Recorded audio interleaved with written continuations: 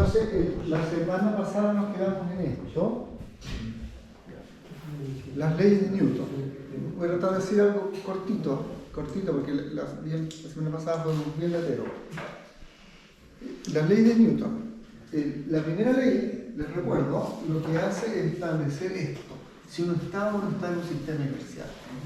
Si uno está en un sistema inercial y uno deja un objeto quieto y no le hace nada, ninguna interacción, el objeto se mantiene quieto. Eso tiene que ver con la primera ley.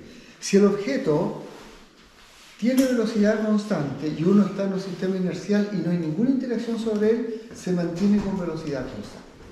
¿Ya? Eso es lo que establece esta ley 1. La ley 3, que debiera realmente ser la ley 2, ¿ya? La segunda en este proceso,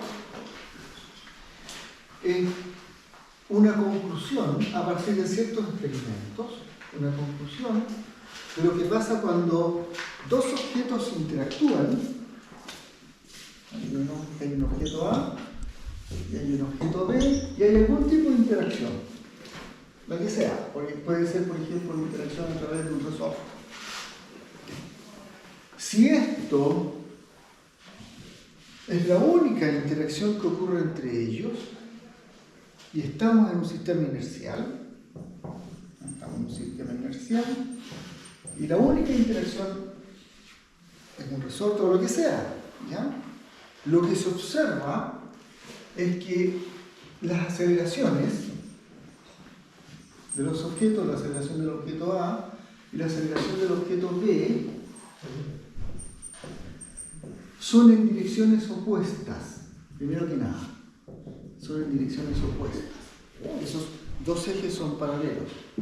La aceleración del A es menos una constante por la aceleración del B.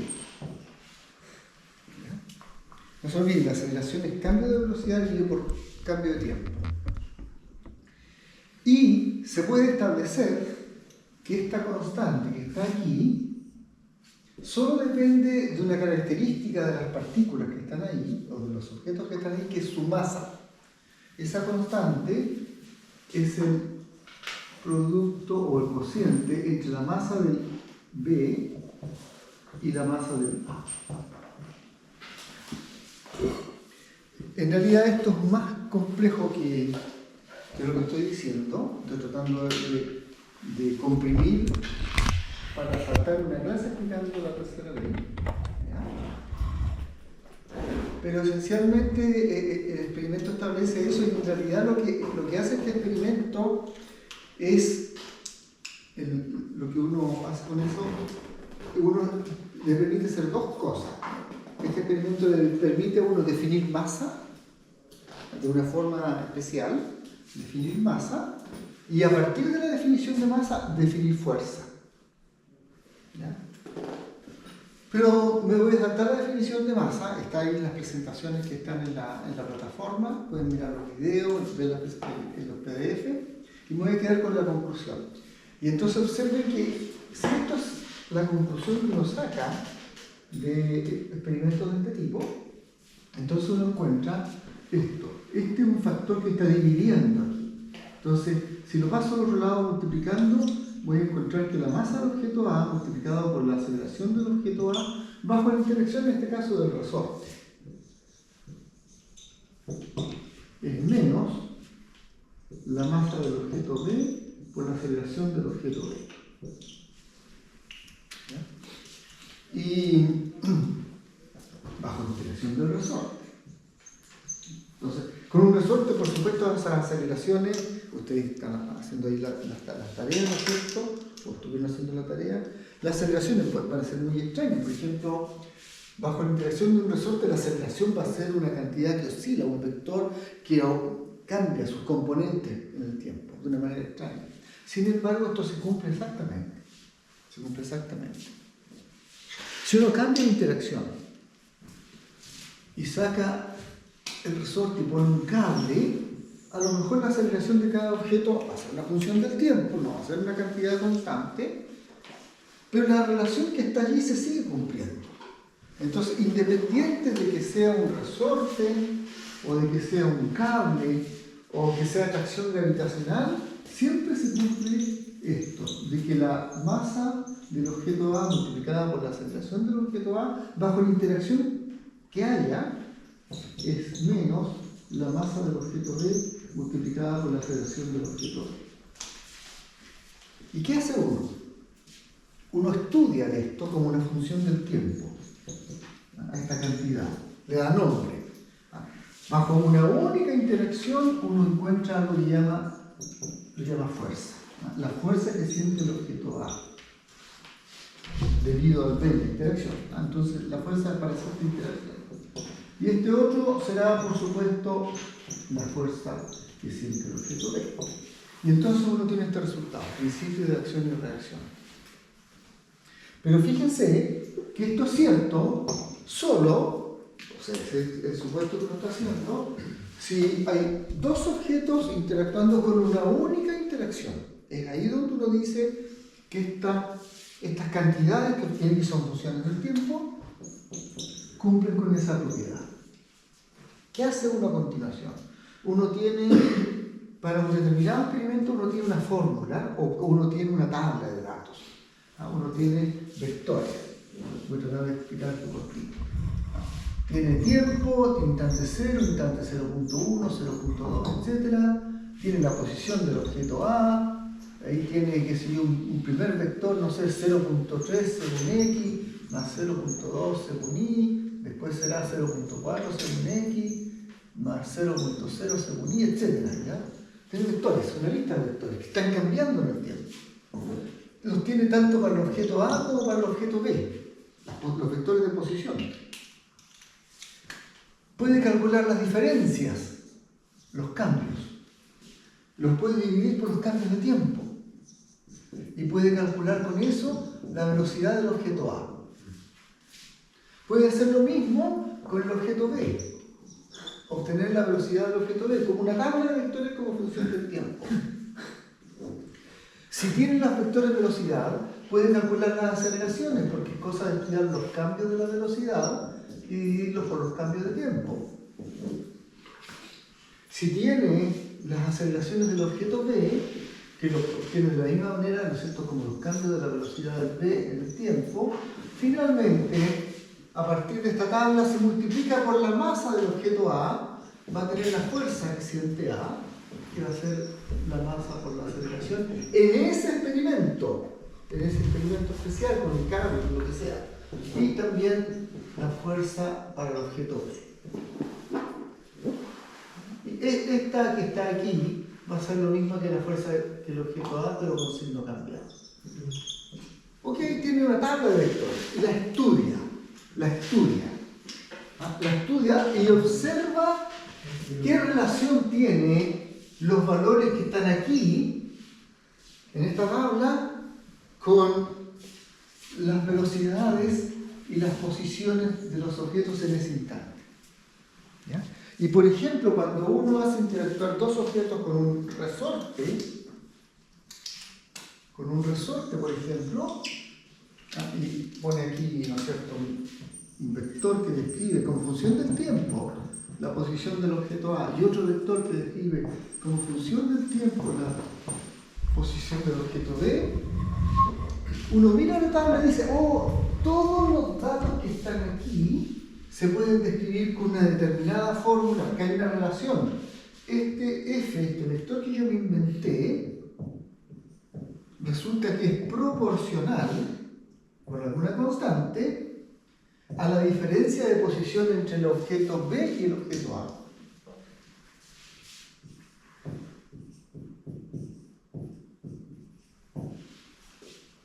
Encuentra eso, para el resorte, a partir de una tabla de datos, a partir de un experimento. Entonces uno dice, tengo un modelo, esto ocurre para el resorte. Entonces tengo un modelo de cómo es los datos de esta cantidad que llame fuerza. Y esto lo llama ley de fuerza. A la expresión matemática, no a los valores. Ley de fuerza. Entonces, ¿qué es una fuerza? fuerza es una fórmula que describe cómo se mueven ciertos objetos al producto de su masa por eso de aceleración en un determinado experimento, y es una fórmula que describe lo que le haría el objeto A al objeto B si él estuviera solo interactuando con un resorte, por ejemplo. Le pasa eso. O lo que le pasa al objeto B debido a la interacción con el A si estuviera actuando bajo un resorte. Entonces obtiene esa expresión que describe lo que pasa con dos objetos solos, aislados, con una única interacción en un sistema inercial.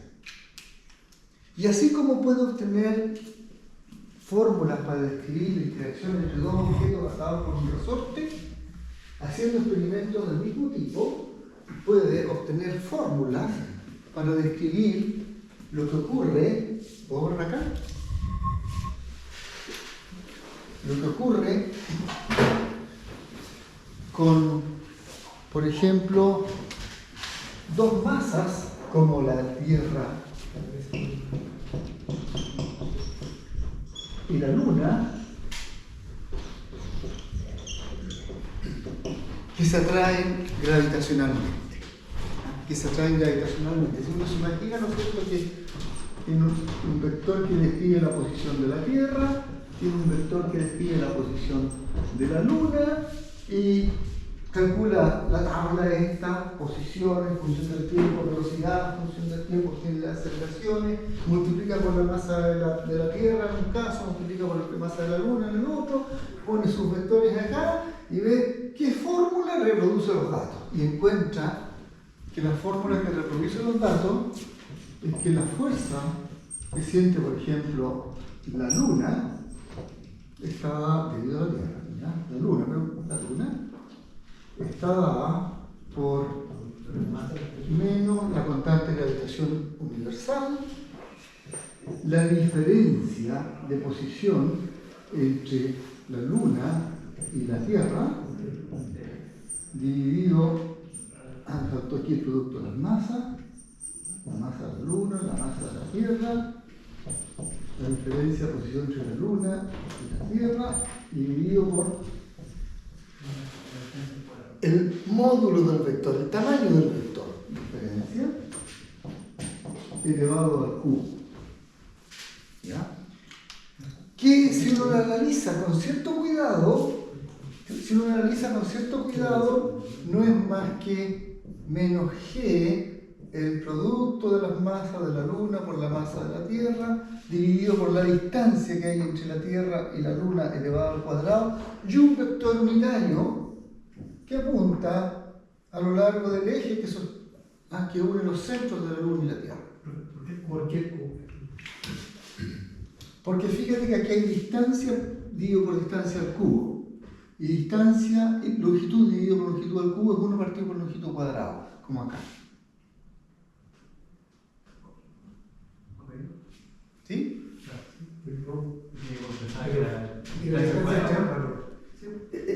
Yo lo presenté así 10 atrás, pero esta expresión se puede escribir de esa manera. Para hacer ver que esta fórmula viene de esta tabla. Me pregunta por qué cubo si las distancias son. Pero mira, de nuevo, está G, está G. Está la masa, está la masa. Está la otra masa, está la otra masa. ¿Cierto? Los vectores unitarios son adimensionales, porque el vector dividido por su norma, longitud partido por longitud, no tiene dimensiones. ¿Cierto? Esto es distancia al cuadrado, inversamente proporcional al cuadrado de la distancia, dice la ley, ¿no? Ya. ¿Y acá qué tienes? Longitud dividido por longitud al cubo. Longitud dividido por longitud al cubo es lo mismo que 1 partido por longitud al cuadrado. Desde el punto de vista dimensional, esta fórmula tiene las mismas dimensiones que esa. ¿Sí? Y tiene la misma estructura. Y la voy a escribir de otra manera para que ya que surgió la duda.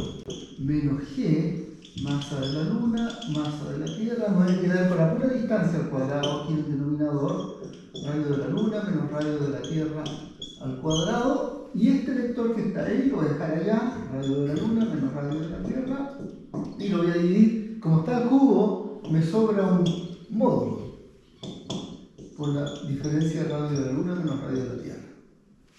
Cuando yo divido un vector por su norma, tengo un vector unitario. ¿Cierto?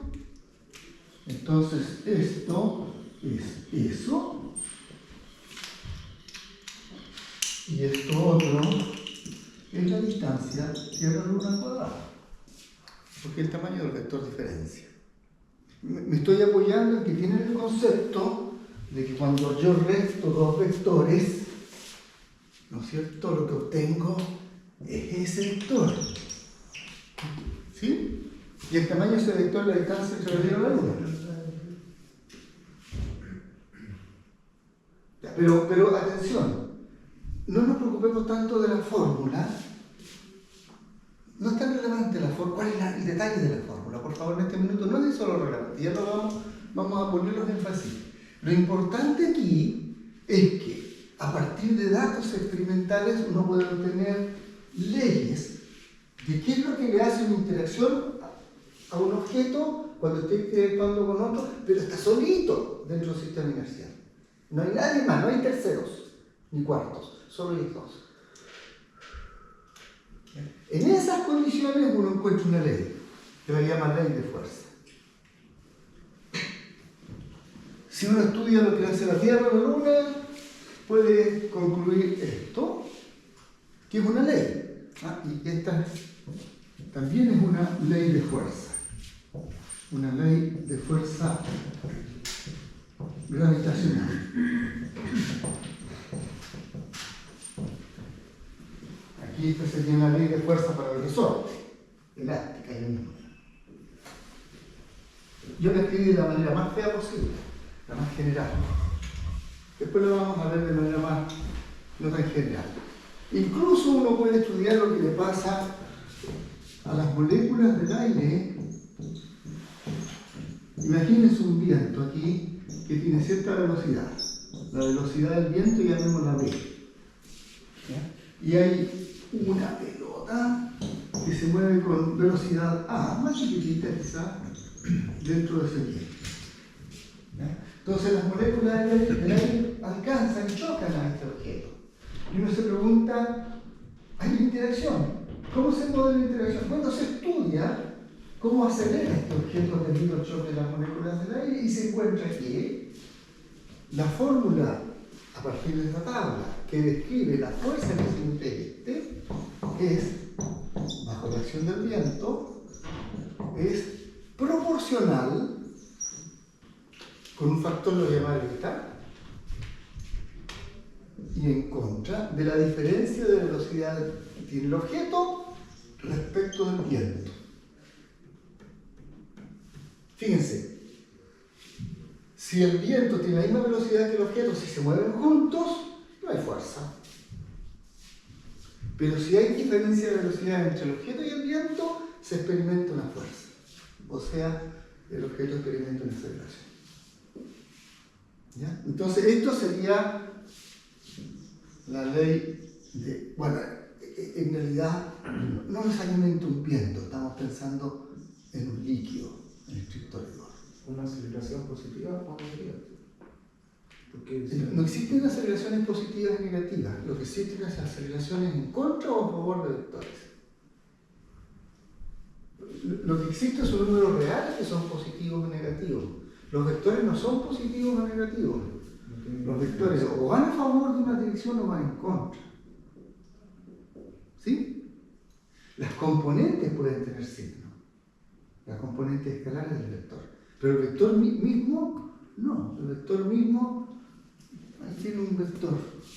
¿Qué signo tiene? Chuta, hay varios signos. ¿Sí? El signo aquí, digamos que ese sea menos. Un signo acá. ¿Con cuál me quedo? No hay un signo único. No es positivo ni negativo. Apunta para algún lado. Tiene un tamaño y apunta en alguna dirección. Entonces, por favor, no discutamos todavía el detalle del signo y el factor.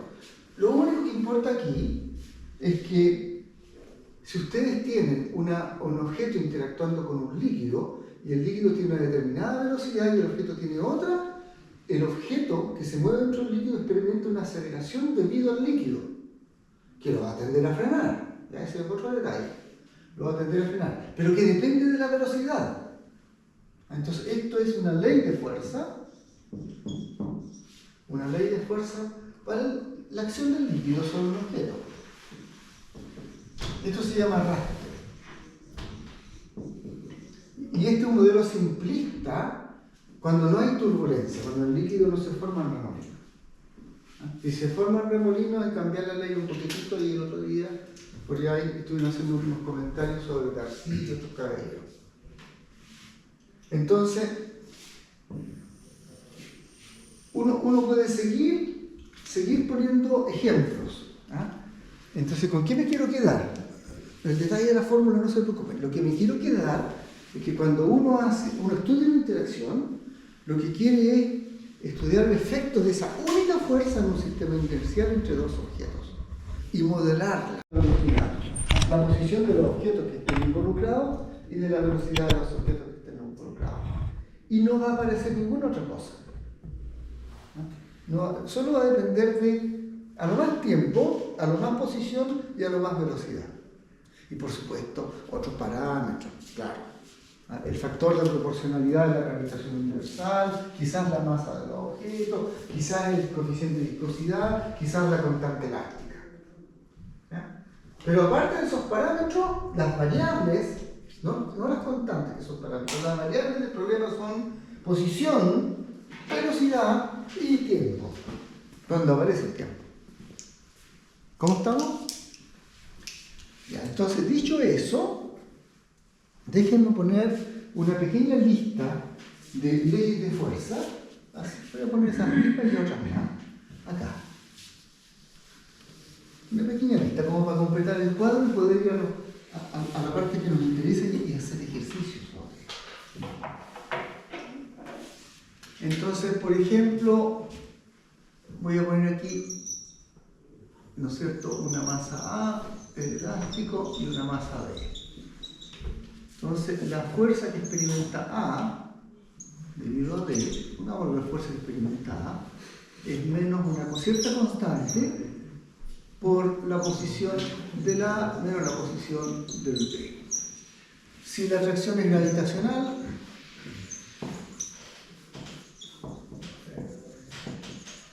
y aquí hay interacción a distancia gravitacional, atracción gravitacional, entonces la fuerza que experimenta el A es menos la constante de gravitación, la masa del A, la masa del B, y aparece la diferencia de posición entre el A y el B, dividido por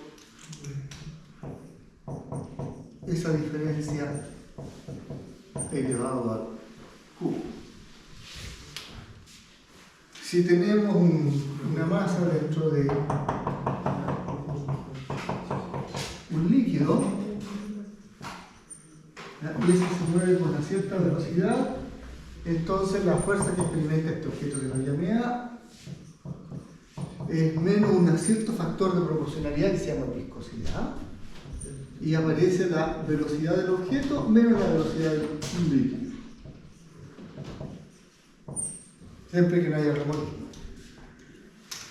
Después hay otras que son interesantes también, carga eléctrica. Cuando tú tienes una carga de un signo y otra posiblemente el mismo signo de otro signo, llamemos la carga A y llamemos la carga B, aparece que el objeto A experimenta una aceleración también que se puede describir con una fuerza. Y es una fórmula similar a esta. La fuerza eléctrica es de la forma una cierta constante, el producto de las cargas eléctricas en Coulomb, la diferencia de posición entre A y B, y aparece el cociente de esa diferencia elevado al 2. Cuando un objeto se mueve frente a un imán, voy a hacer una caricatura del imán, este genera en torno de él algo que se llama campo magnético, que lo van a estudiar después, ¿ya? Y si hay aquí una carguita, UA, que se está moviendo, esa carga puede ser un electrón dentro de mucho que se está moviendo con una corriente. formando parte de una corriente dentro de un cable. La carguita individual tiene cierta velocidad. Y entonces ella experimenta una fuerza que está dada, la fuerza magnética, esta sería la fuerza eléctrica, que está dada por el producto de la carga que se mueve, su velocidad y algo que no hemos visto en vectores, el producto cruz entre esa velocidad y el campo magnético que describe algo que se llama las líneas de campo, ¿ya?, del imán. ¿Ok? Entonces, fíjense que también entra la velocidad, aparte de parámetros, entra la velocidad del objeto, como en esta, que entra la velocidad del objeto. O entra la posición del objeto, como en estas otras. Entonces, esos son algunas leyes de fuerza. Todo eso que estoy relatando está contenido en la ley 3. Y yo trato de resumir aquí entre una sesión, en un rango de tiempo de 2 horas, un libro de 400 páginas, ¿no?, que hizo el señor Newton para explicar esto. Su libro de 400 páginas, gastó 400 páginas en establecer esas 3 leyes. Y otro libro de otras 400 páginas donde hizo cálculos. Cálculos de movimientos de la Luna, de los planetas, de los cometas, y lo aplicó a otros problemas. Entonces, por favor, para que entiendan que no es una cosa que uno chante y sigamos. No es fácil, ¿ya? Entonces, ahora lo primero es que todas estas son leyes que se establecen en una supuesta situación donde hay solo 2 objetos en un sistema inercial interactuando entre ellos y no hay ninguna otra interacción. Y eso es clave. Eso es absolutamente clave para poder aplicar después la segunda ley, para poder aplicarla correctamente.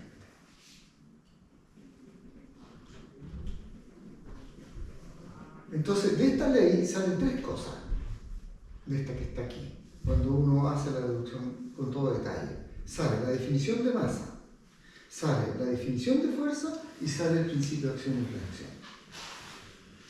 El principio de acción y reacción es una afirmación de que cuando usted tiene 2 objetos interactuando, por ejemplo, con un contacto, entonces aquí está el objeto A y está el objeto B. Debido a la acción que le hace el B a la A, este experimenta fuerza de contacto que apunta en una dirección. Y debido a la acción que la A ejerce sobre el B por el contacto, este también experimenta fuerza. Pero esas son iguales y opuestas. Iguales y opuestas. Del mismo tamaño, pero en dirección contraria. Misma magnitud, pero en dirección opuesta. Lo mismo pasa en la interacción con la Luna y la Tierra. La Luna experimenta una atracción debido a la Tierra que se modela con una fuerza.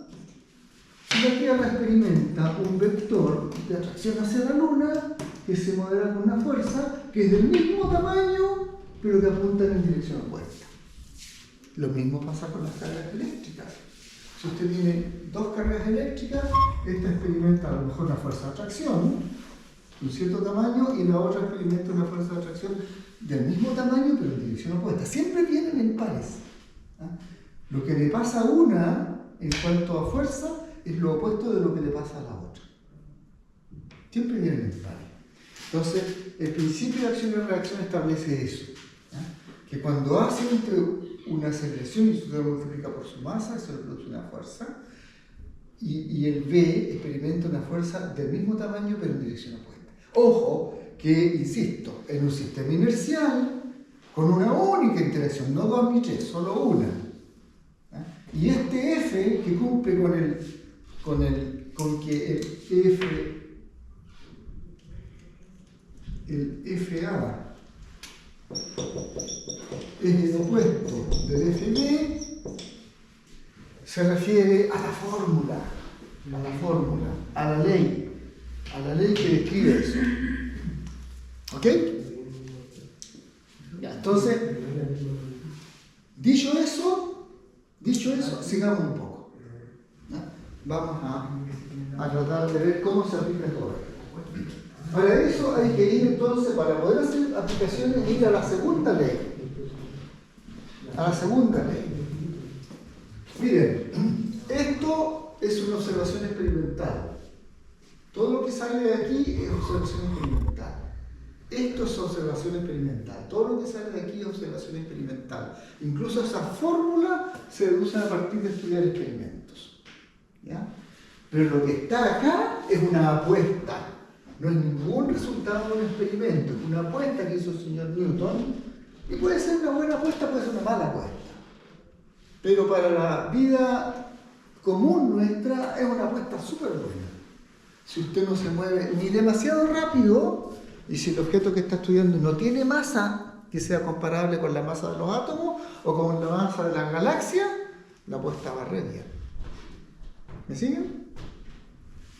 Si ustedes, esta ley que vamos a estudiar a continuación y vamos a empezar a aplicar, la sacan del contexto, la fórmula que vamos a poner, y tratan de aplicar esa fórmula a objetos que van muy rápido, la fórmula no funciona, porque es una apuesta que sirve dentro de un rango.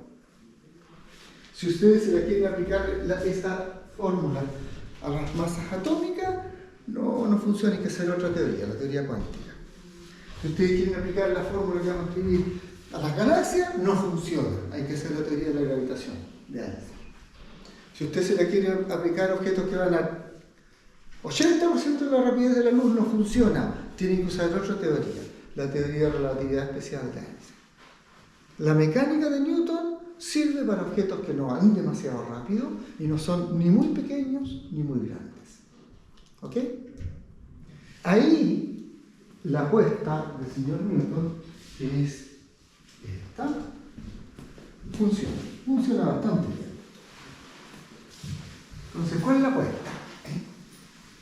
La apuesta del señor Newton es esto. ¿Y qué ocurre? Si tengo una masa que está interactuando en un sistema inercial, claro?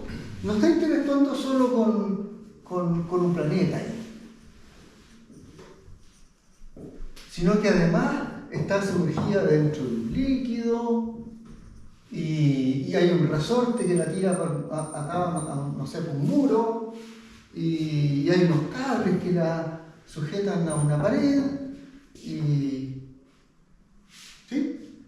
O sea, un objeto que está sometido no a una única interacción, sino a muchas interacciones. ¿Qué le pasa?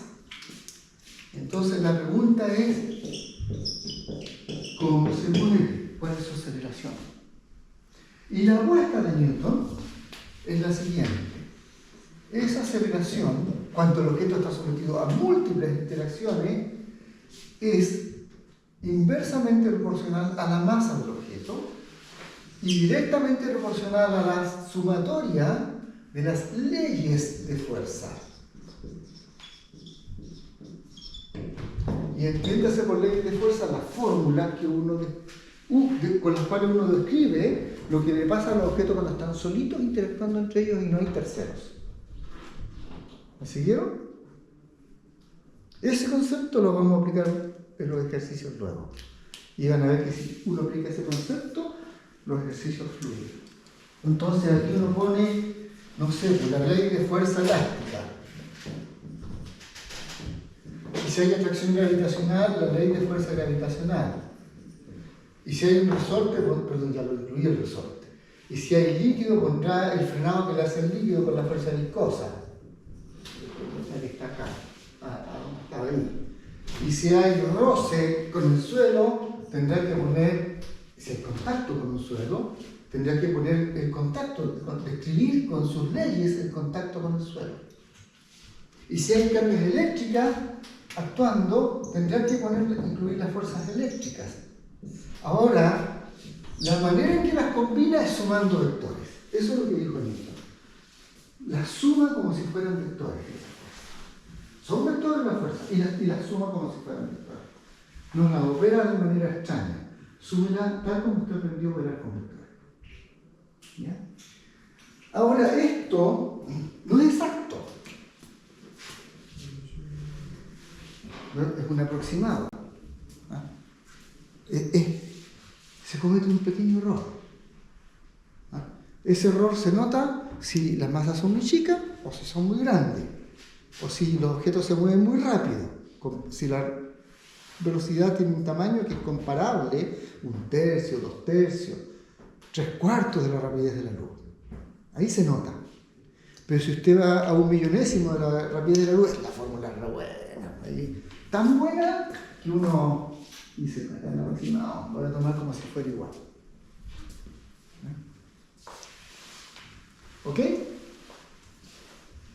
Entonces, este igual aquí se refiere dentro del marco de la teoría, dentro de la aproximación, masas no muy pequeñas ni muy grandes, rapideces no muy altas.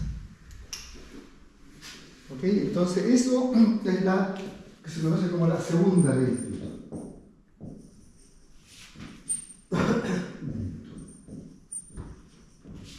Entonces, con eso en mente, uno puede entender a lo que se refiere la segunda ley, ¿no es cierto? Ahí está puesto de una manera muy esquemática la aceleración que experimenta el objeto, la aceleración del objeto sometido a varias interacciones. Esa es inversamente proporcional a su masa y directamente a la suma de las leyes de fuerza que actúan sobre él. ¿Ya? La otra ley es más complicada, pero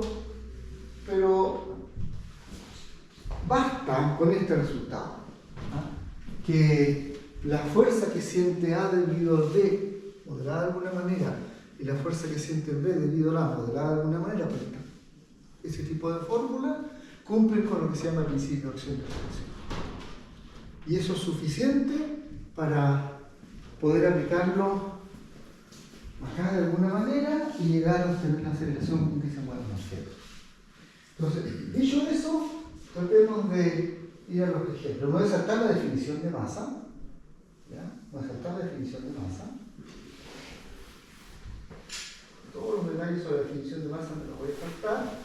No es saltar la definición de fuerza, porque ya lo dije. Uno hace un experimento, construye una tabla y ahí obtiene vectores y los modela con fórmulas. Entonces, eso le permite definir fuerza. Y ahora lo que voy a tratar de ir es directamente a algunas leyes de fuerza. Entonces, voy a poner énfasis primero que nada en la fuerza elástica, para que la apliquemos y empecemos a ver cómo opera esto. ¿Qué es lo que es la ley de fuerza de un resorte? Mire, si usted tiene un resorte y lo estira, por supuesto que va a tratar de, ¿no es cierto?, esto que lo aleja y va a tratar de recuperar su forma. Entonces uno puede medir la aceleración que experimenta el objeto B, multiplicarla por su masa y encuentra cómo se relaciona eso con la separación. Entonces, lo que uno encuentra es esto, que la fuerza que experimenta el B tiene que ver con el estiramiento, porque el objeto antes de que yo estirara el resorte tenía una distancia, ella la llamé de cero, el vector de separación. Y ahí hay cero fuerza, pero cuando yo lo estiro se genera una fuerza. Y si yo lo estiro más, esa fuerza aumenta proporcional, es la ley de Hooke, al tamaño de la separación. Y a lo largo del eje. Entonces ahí está. Esa diferencia. Eso. Esto es RB menos RA, y si le sumo delta, tengo lo que se estima. Entonces, ¿qué encuentro yo? Que RA menos RA le resto eso y me queda esa separación. Así que la fuerza que experimenta B es proporcional y va en contra de la deformación del resorte. Esa es la deformación. ¿Ya? Esto se conoce como ley de Hooke. Si en vez de tirarlo lo comprimo, pasa lo mismo. Yo lo comprimo, ahora la deformación es hacia la izquierda. Sin embargo, si el vector apunta a la izquierda y lo multiplico por menos, Si multiplico por menos 1 un vector que apunta para la izquierda, termina apuntando para la derecha, ¿no? Así que la fuerza, como está en amarillo, apunta al contrario, la deformación acá fue por la izquierda, la fuerza se opone. Con la misma relación, ¿no? Con la misma proporcionalidad y con la misma constante. Así que la constante elástica describe ambos. Cuando uno estira un resorte o cuando uno lo comprime. Fíjense que no cambié el valor de la constante abajo, ahí la formulita no lo cambio. Dejo, a pesar de que estoy estudiando compresión, hablando de compresión o estiramiento, el K es el mismo, esté comprimido o esté estirado. Y la fórmula es la misma. ¿Ya? Si uno quiere ir a más detalle, ahí está lo que uno dice, ¿no es cierto? Ahí está lo que uno dice. Si yo pongo que el vector de posición lo mido desde I a lo largo del resorte, ¿no es cierto? Para hacer una simple representación, y le resto la posición no estirada de la masita B, entonces la masita B experimenta una fuerza que está dada por menos K, la misma, la deformación. ¿Ya? Eso. Ahora, uno puede decir, ya, ok, ¿y qué pasa si yo estudio un resorte más blando o uno más duro? ¿Qué ocurre? Entonces uno puede graficar la magnitud de la fuerza, el tamaño del vector, la magnitud versus la magnitud del tamaño de la deformación. Y uno encuentra que la proporcionalidad es perfecta. Esto, desgraciadamente, no tenemos el laboratorio de física que podríamos tener acceso. Ahí uno puede montar un experimento y quedarían abismados de lo precisa que es esta ley. Cuando uno puede graficar en el computador a tiempo real, cuando un objeto oscila, y el puntito donde está la deformación versus el tamaño de la fuerza, porque uno mide fuerza y deformación simultáneamente, se mueve a lo largo de esta, mientras oscila el objeto se mueve a lo largo de esta recta, pero sin salirse de ella, con una precisión al ojo increíble. Absolutamente espectacular. Esto no es un modelo aproximado, es un modelo muy bueno. Entonces, la magnitud de la fuerza que ejerce un resorte es proporcional a la deformación y hay una constante. Sin embargo, cuando el resorte se estira demasiado, pasan cosas especiales. En vez de ser lineal, estrictamente proporcional, empieza a ser proporcional con el cuadrado. Ya no es igual constante por X, ya empiezan a aparecer nuevos términos. Entonces, este régimen de acá es un régimen todavía elástico. Elástico significa que el resorte recupera su forma, pero ya no es directamente proporcional a la deformación. Empiezan a haber términos extra. Cuando uno estira demasiado el asunto, uno encuentra que la fuerza elástica es de la forma menos K, el tamaño. De la forma menos K por la deformación, y hay términos que son proporcionales con otra constante al cuadrado de la deformación. ¿Ya? Entonces, esos términos, o al cubo, o alguna potencia, esos cubos dan cuenta de esta región, que es una región donde todavía el objeto, uno tira el resorte recupera su forma. Pero pasado de esa etapa, uno entra en otro régimen donde una vez que estira el resorte más allá de cierto tamaño, el resorte empieza a tener internamente fracturas. Se empiezan a producir roturas de las uniones moleculares entre las partes del metal. ¿Ya? Y esas ya no se vuelven a reconstituir. Y el resorte ya no recupera su forma, se queda estirado. Empieza a deformarse y si usted sigue deformándolo llega un punto en que no solamente se producen pequeñas fracturas microscópicas, sino que se rompe el resorte, definitivamente se separan las partes del resorte. Entonces, el régimen interesante para las aplicaciones de ingeniería es este. mientras las deformaciones no sean demasiado grandes, que el resorte entre en una zona peligrosa donde ya se deforme y se rompa. Ojalá no acercarse a esta región, movernos dentro de la región de respuesta lineal. Porque sabe uno que ahí el resorte va a recuperar su forma y va a tener un sistema seguro, mantener todo controlado. Entonces, la zona lineal se llama zona elástica, la otra es la zona inelástica y la zona elástica. Ya vamos a usar esto, ¿ya? En ejercicio. Veamos un poquito sobre la ley de atracción gravitacional, muy cortito, ¿ya? Voy a tratar de resumirlo sin entrar en los detalles.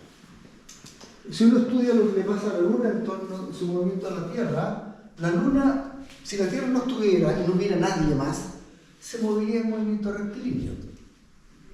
Si estamos en un sistema inercial, mantiene su velocidad constante y sin que cambie nada, porque nadie le está haciendo nada. Pero la Tierra la trae, pues si este avión de ir ahí, llega allá, es como si cayera.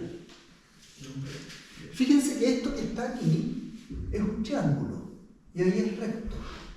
Entonces uno puede aplicar el teorema de Pitágoras. Aquí está la distancia Tierra-Luna, aquí está la distancia Tierra-Luna más un extra.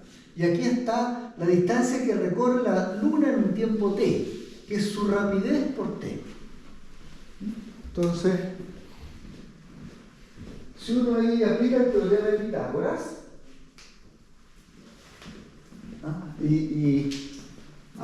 R más H al cuadrado, teorema de Pitágoras, B por T al cuadrado y R al cuadrado, y ahí tiene, ¿no es cierto? R más H al cuadrado es igual a R cuadrado más B por T. Desarrolla el cuadrado de binomio, simplifica términos, llega a esto.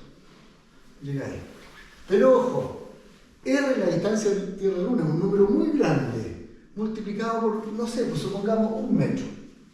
Entonces ahí tienen 2 por 480.000 por 1, son como 800.000 kilómetros. ¿Ya? Y acá tienen 1 metro cuadrado, aquí 800.000 kilómetros cuadrados. Y aquí tienen 1 metro cuadrado.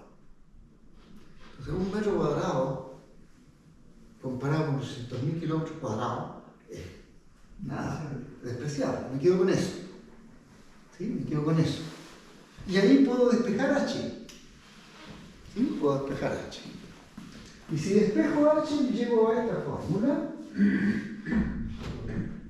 que lo que cae, la Luna, cuando pasa un tiempo t, está dado por esto, 1/2 de ese cociente multiplicando tiempo al cuadrado. Seguramente recordarán unas clases en que por análisis dimensional hablamos de cuando los objetos se mueven en círculo, tienen una aceleración centrípeta, ¿no? Que es la rapidez al cuadrado dividido por el radio de giro.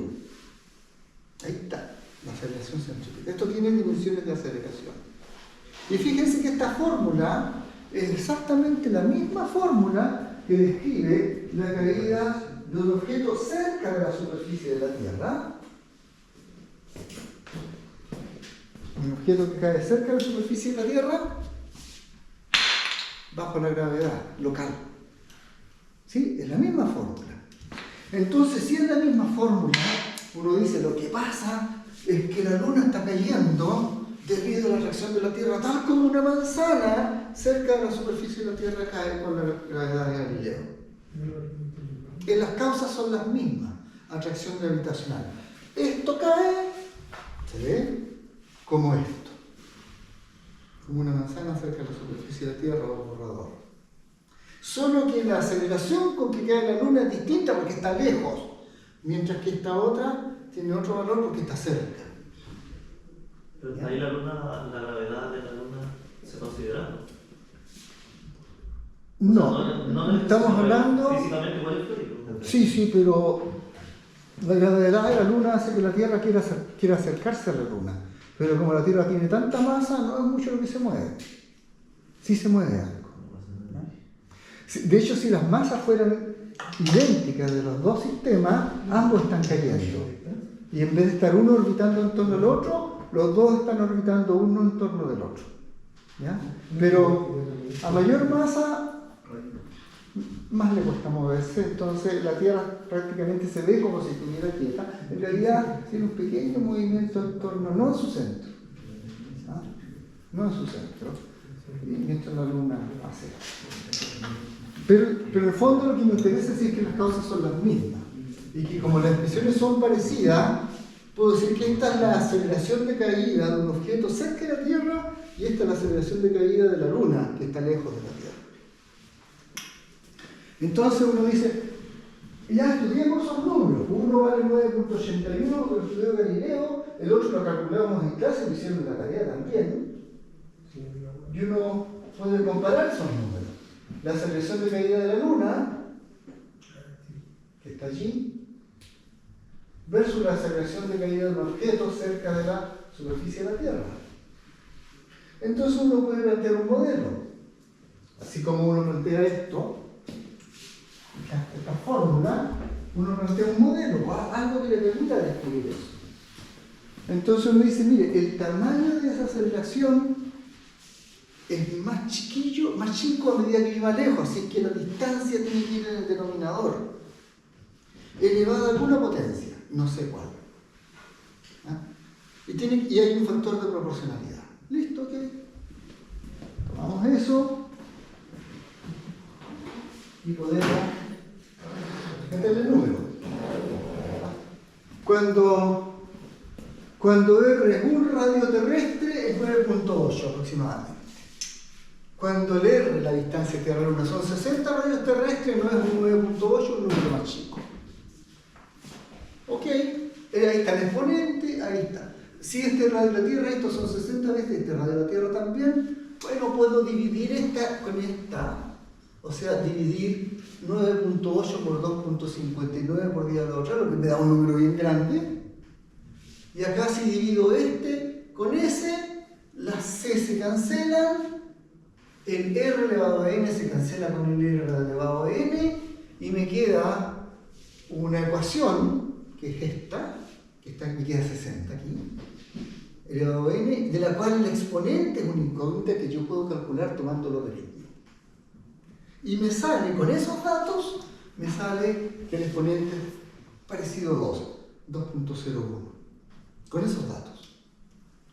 Si yo mejoro los datos, 9.81, pongo aquí la distancia de Tierra-Luna, más precisa, no los 60, pues son 50 y... ¿Cuánto era? 59 punto algo, algo así, ¿no? Por ahí ustedes, las tareas, la guía de ejercicio están esos números. Si uno mejora los datos, pone la distancia promedio de la Luna más precisa, la aceleración se la pone no 9.8, 9.81, le da 2.000001. ¿Me siguen? Es 2. Claramente es 2. ¿Ya? Entonces, uno puede establecer, se teoriza que el valor exacto es 2 y que entonces la aceleración es inversamente proporcional al cuadrado de la distancia. ¿Ok? Después uno puede seguir con otros argumentos, y no voy a poner en detalle los argumentos, pero si uno sigue con otros argumentos que tienen que ver con la definición de fuerza, etc., uno llega a que la fórmula, la ley, que describe cómo se mueve un objeto como la Luna bajo la atracción de la Tierra es menos la constante de gravitación universal, la masa de la Luna o de la manzana. No importa si la manzana es cerca de la Tierra o la Luna que está lejos, o un satélite, la masa de lo que sea, por la masa de la Tierra dividido por la distancia de la Tierra al cuadrado, y hay un vector unitario y hay un signo menos para dar cuenta de que es una flecha que apunta para algún lado. ¿Ok? Entonces ahí tiene una expresión para la atracción que le ejerce la Tierra a un objeto. Así que ahí tenemos el planeta Tierra con su centro, su masa, y aquí un objeto, ya sea la Luna, un satélite o un objeto muy cerca de la superficie de la Tierra, lo mismo. ¿Ya? Y está a alguna distancia R del centro de la Tierra. Y lo que estamos diciendo es que la fuerza gravitacional está dada por esa fórmula. Menos G masa del objeto, masa de la Tierra, distancia que nos separa al cuadrado y un vector unitario. ¿Ya? Ahora, si uno aplica esto,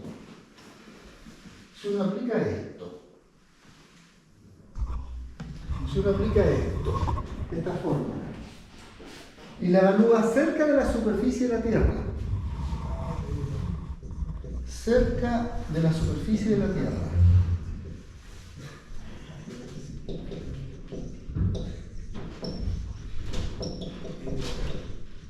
cerca de la superficie de la Tierra, la distancia entre el centro de ese objeto y el centro de la Tierra va a ser el radio de la Tierra a un pedacito, ¿no?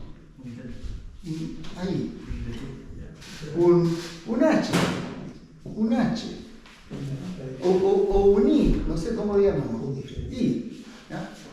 Desde el suelo del planeta hasta donde está el objeto. Entonces, es eso.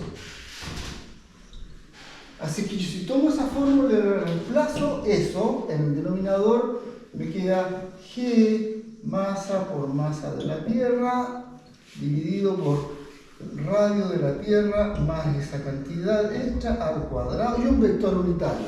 El vector unitario yo podría poner un sistema de coordenadas aquí, X, Y.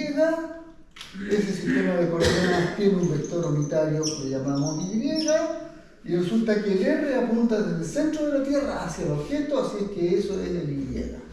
Pero atención, esa altura, que puede ser 100 metros comparado con el radio de la Tierra, que son 6.471, es despreciable. ¿Sí? Entonces, con no mucho error, a 100 metros de altura, incluso para 10 kilómetros, 10 kilómetros comparado con 6.470, el error sigue siendo pequeño. O sea, 10 kilómetros es la altura que vuelan los aviones. ¿Hay un margen para no decir despreciable o no despreciable? ¿O si es tal porcentaje menos o tal porcentaje? Uno puede calcular el porcentaje de error. ¿Ah? El porcentaje de error aquí, en la fórmula que voy a escribir, el porcentaje de error, aquí queda el radio de la Tierra al cuadrado, aquí queda el vector unitario y queda un error, ¿no es cierto? Y ese error porcentualmente es el cociente entre la altura y el radio de la Tierra. Por ejemplo, ese error está dado por ese cociente. Por ejemplo, si el porcentual, tengo que medirlo como por ciento.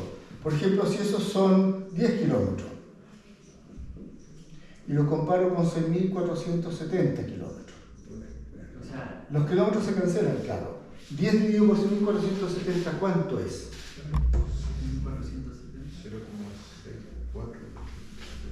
0.0.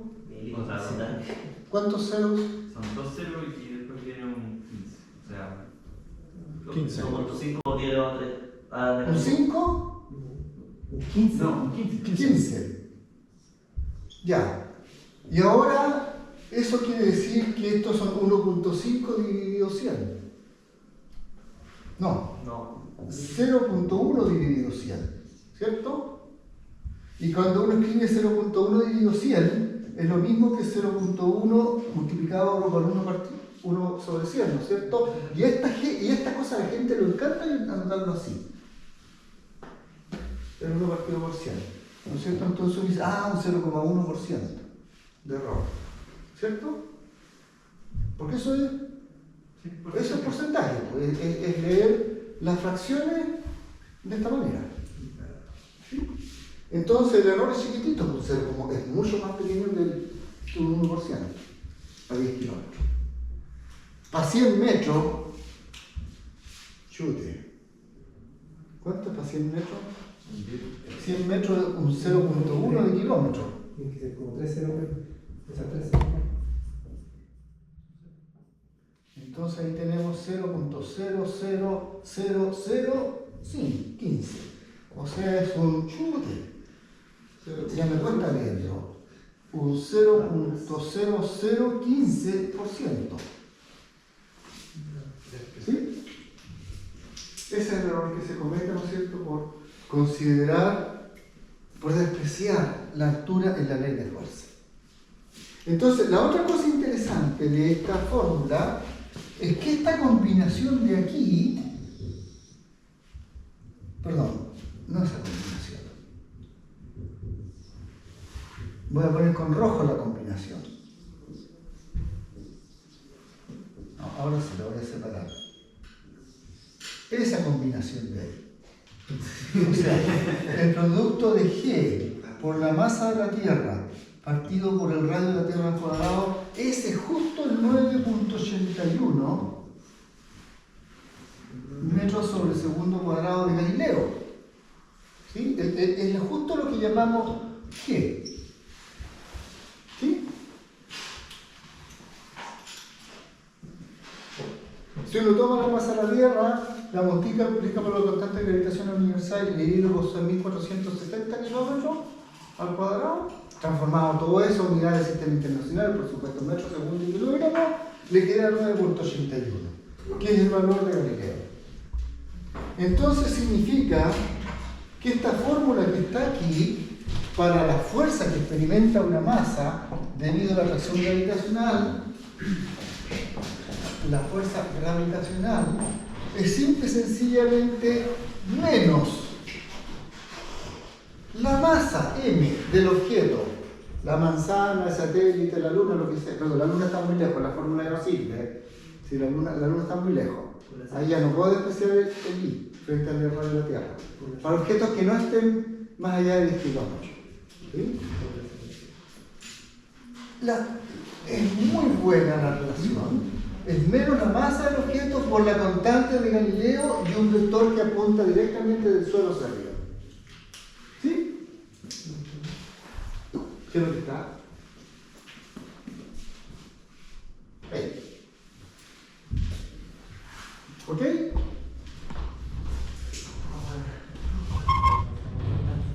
¿Qué es lo que está acá? Entonces, objetos que no estén demasiado alejados de la superficie de la Tierra experimentan una fuerza que es menos su masa por la gravedad de Galileo por un vector unitario que apunta de abajo hacia arriba, alejándose del planeta. Esto se conoce también, esta fuerza gravitacional, cuando uno, esta fórmula tan rica, la especializa a la superficie de la Tierra, o muy cerquita de la superficie de la Tierra, la fuerza gravitacional la gente le llama de peso. La llama fuerza de peso. A esa fórmula que es una aproximación de esta, la llama fuerza de peso. Pero la fuerza de gravedad cerca de la superficie de la Tierra. Entonces, ¿qué es lo que es la fuerza de peso? El tamaño, el producto de la masa del objeto por la gravedad de Galileo. ¿De ahí deriva el peso específico? ¿De ahí deriva el peso específico? De ahí viene el peso que nosotros hablamos de cuánto pesa. Entonces, ¿cuánto masas tú? Sí, porque no. Por favor, atención, escucha la pregunta. ¿Cuánto masas tú? 80 kilómetros. 80 kilogramos. kilogramos. Ya. Entonces, M es 80 kilogramos para ti. Y por lo tanto, tú en la superficie de la Tierra experimentas una fuerza de peso cuya magnitud, ¿no es cierto?, es M por G.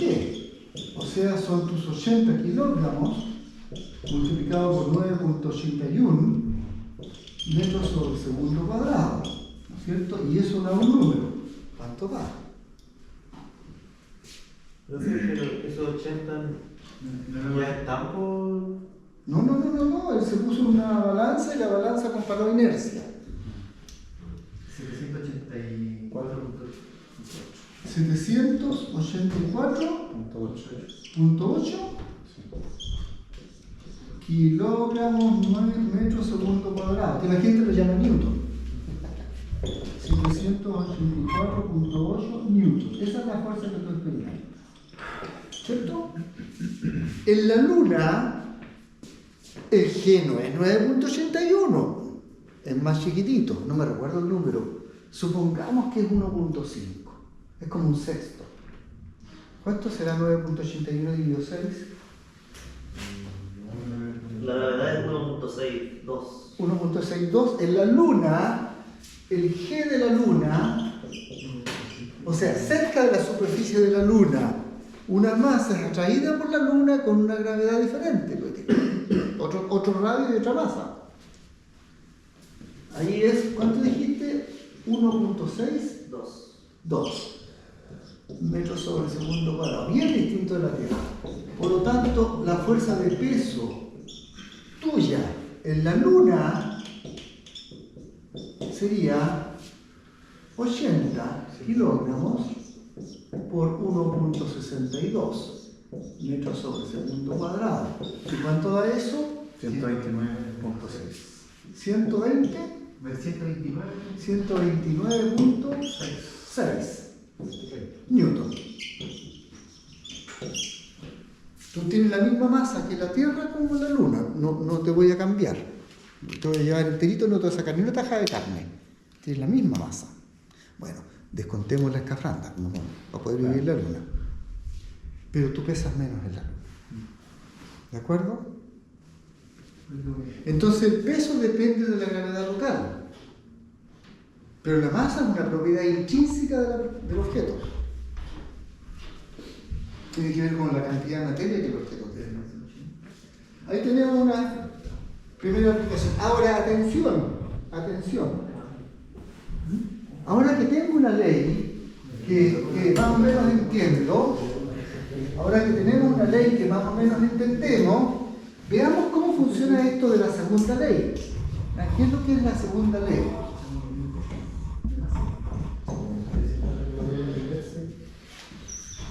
Imagínense que suelto un objeto cerca de la superficie de la Tierra y lo dejo moverse, ¿ya?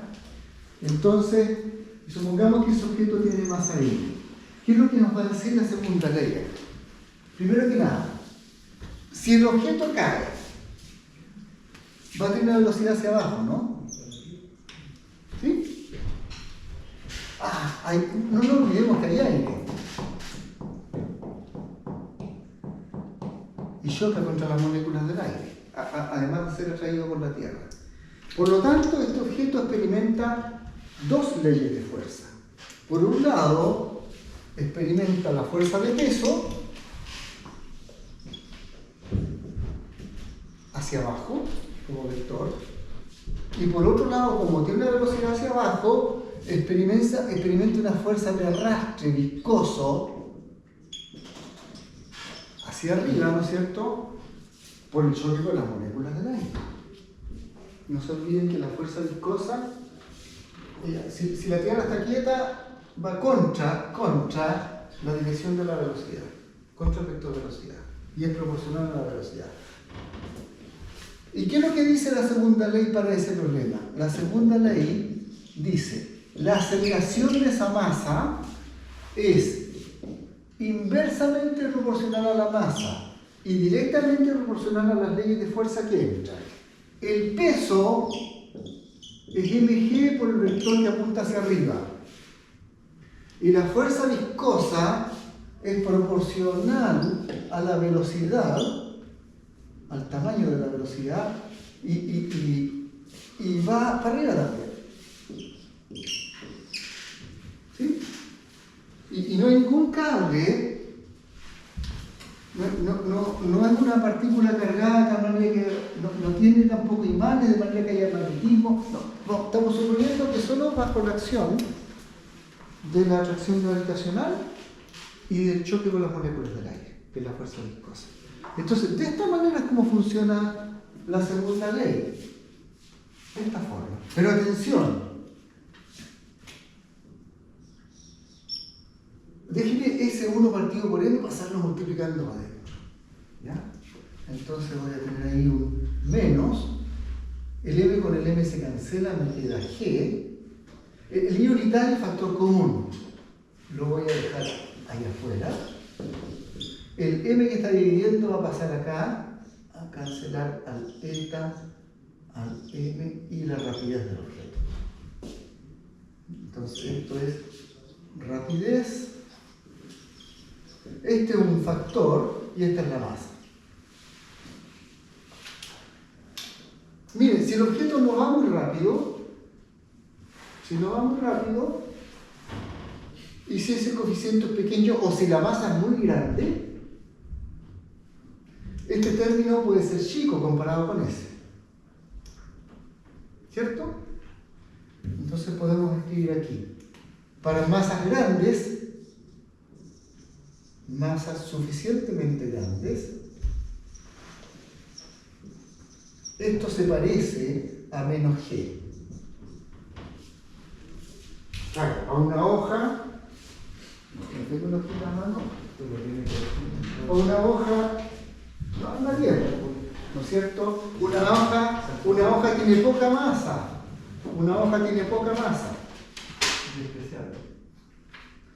Con poca masa este número es grande, esta fuerza no es despreciable. Pero para un objeto como este, esa masa es grande comparada con el cociente, con este factor. Entonces esencialmente es ese número nomás el que interviene. ¿Se ve? El que hizo el salto libre, récord mundial de error. El ¿cómo se llama? Era la red. Félix Vermeer, algo así. ¿Un alemán ahí? Sí. El tal Félix. El tal Félix, al principio de su caída, cuando su rapidez era pequeña, y en el espacio donde no hay choque con moléculas del aire, eso era despreciable.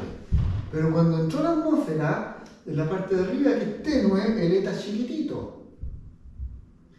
Había agarrado a cierta velocidad, pero el cociente entre la viscosidad, la velocidad y la masa todavía era pequeño, no se notaba, caída libre todavía, bajo G. Pero después, cuando ya empezó a sentir el choque con las moléculas, este número se empezó a parecer a ese otro. Y ya había que tenerlo en cuenta. Entonces, buena parte de la caída es como si fuera caída libre con menos G, 9.81, pero hay momentos que no, porque cuando las moléculas ya empiezan a hacerle fricción, el caballero siente el roce, se le empieza a calentar el equipo y se empieza a sentir ahogado de tanta calor. Llegó a una velocidad máxima que no se podía superar. Llega a una velocidad máxima.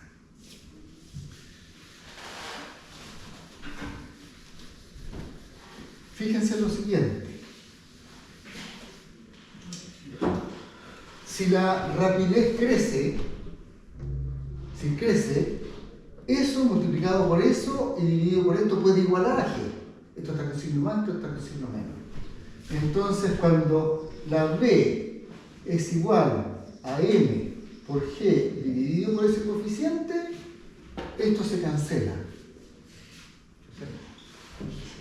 Entonces, la aceleración se hace cero. Y la aceleración se hace cero significa que la velocidad no cambia. Entonces, la velocidad alcanza un valor constante. El tamaño dado por esa relación. La línea. Entonces, ¿qué pasa? Que en un gráfico, velocidad versus tiempo, usted tiene esto. Al principio, la componente vertical es negativa. Está cayendo, caída libre. De repente, no sé, dejó de hacer caída libre y después se estabiliza en un valor. Ese valor en que se estabiliza es el... ¿Cuánto es? M por G dividido por el coeficiente de viscosidad. ¿Ok? Igual que un condensador. Parte, se empieza a cargar y se estabiliza. ¿Cómo estamos? ¿Qué hora es? Entonces, solo para cerrar, lo que vamos a hacer la siguiente, porque aquí introdujimos, ¿no es cierto?, cómo funciona la segunda ley. ¿Cuál es el concepto de fuerza? Ya saben que hay leyes de fuerza y vamos a ir hablando sobre estas otras leyes de fuerza y lógica. ¿Y cómo funciona la segunda ley? Entonces, la siguiente sesión, el lunes feriado, ¿no? Sí, El otro día. Va a ser, atención, miren ahí la presentación, va a ser estudiar situaciones en que hay resortes, en que hay fuerza de peso, miren abajo en rojo, fuerza de peso, ir en azul, fuerza resorte, y sacar, a partir de la segunda ley, sacar conclusiones, algunas conclusiones interesantes. Estudiar un poquito lo que pasa, poner más resortes, estudiar lo que pasa, poner los resortes conectados de otra manera, estudiar lo que pasa, sacar conclusiones. Después de sacar unas conclusiones, me voy a saltar un poquito la cosa del movimiento del resorte, esa me la voy a saltar. Unas aplicaciones, movimiento con cables. ¿Ah? ¿Cuál es la ley de fuerzas que tienen los cables? ¿Ya? Entonces ahí vamos a estudiar qué pasa con ascensores que se mueven bajo la acción de gravedad y cables. ¿Ya? Y unos pocos ejemplos más, podemos ver sacar algunas conclusiones, poner varios cables y peso. Varios cables y peso. ¿Ya? Varios cables, con más de una masa. Cables, altas masas y peso. Cables y peso. ¿Ya? Cables, poleas y peso. Y después de eso, ¿qué pasa con el contacto? ¿Cómo se mueve? ¿Qué le hace el contacto de una superficie a un objeto? Ahí aparecen algo que se llama la fuerza de roce y la normal. ¿Ah? La fuerza normal y la fuerza de roce. Y ya con esos elementos, el roce y la normal, podemos quedarnos por satisfechos de que entendemos la ley de energía. Y recién podemos hablar de energía. ¿Ya? Entonces, como a mí se me va a acabar mi participación en el curso de estructura, porque tengo que hacer la mitad del curso hasta cierta fecha nomás, es posible que la parte de energía la tenga que enfrentar Ismael. Pero vamos a ver, ahí tengo que negociar con Ismael, porque yo le estoy consumiendo en este momento tiempo de la parte del electromagnetismo. Pero se necesita entender trabajo y energía para hacer lo que viene. Entonces la idea es avanzar un poquito la ley de Newton, alcanzar a ver lo justo de energía, trabajo y energía, y dejar los elementos para la parte electromagnética.